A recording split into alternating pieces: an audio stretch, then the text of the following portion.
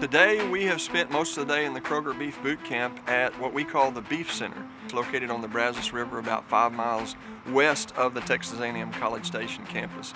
The goal of the boot camp is to give these market managers and assistant managers at least a working knowledge of how beef is produced in the United States and particularly Texas, and also to teach them the difference between the different products they sell in their store, grass-fed, natural, organics, and conventional beef, so that when a customer asks them a question about how that product is produced or what the difference is, are there any health advantages to one product over another, they'll have an answer for that. We want them to be able to engage that customer and keep them at the beef counter.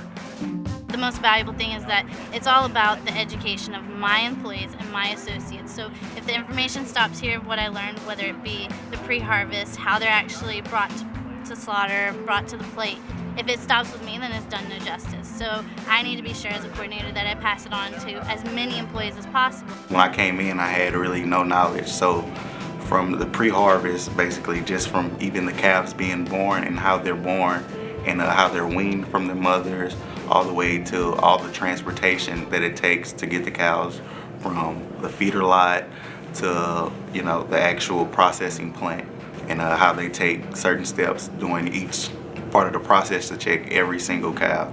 So that was pretty eye-opening. We know you know a lot about meat, but we figured that we really needed to add just a little bit of this in here so that you kind of understood more of that transformation from what you get in the box back to this. And so we're going to try to make that transformation just a little bit for you here, using road maps to be able to fabricate this carcass into the various pieces. And so that's really what we're going to talk a little bit about here, how we get to those. But there is difference in the connective tissue between a round muscle, right, and the tenderloin. That eye around and that strip loin have some pretty big differences. Within a cut, as you get more marbling, you tend to get a little more tenderness.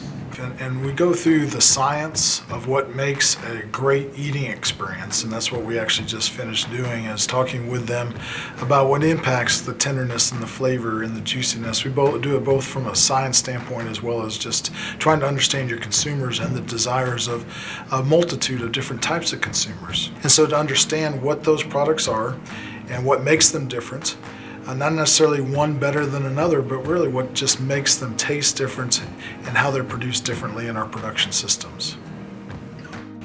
Wouldn't there be a great way if we could select the upper ends of the select US beef and the choice US beef in order to maximize the flavor potential and minimize undesirable eating experiences?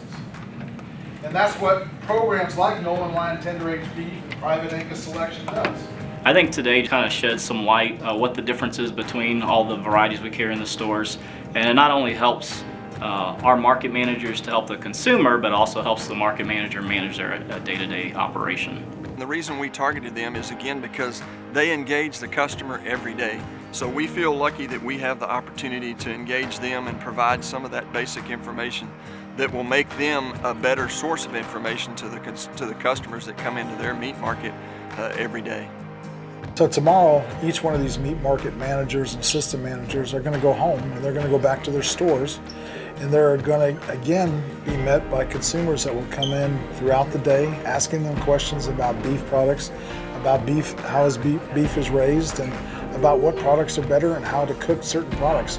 So we really hope that they're armed now with more information that will help them better understand the answers that they should give them. Answers that are scientific answers, but also answers that are practical answers that will help that consumer provide a very high quality eating experience once they take that product home and they cook it.